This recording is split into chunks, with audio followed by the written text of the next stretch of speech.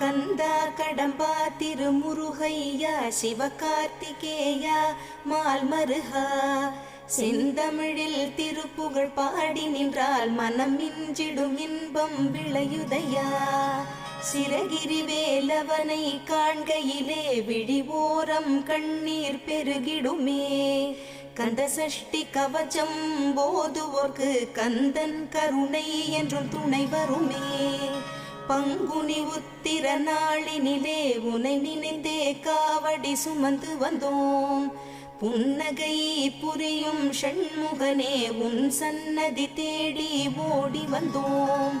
உன் பதம் பணிவது என் தவமே, என் மனதில் நிறைந்திடும் உன்முகமே.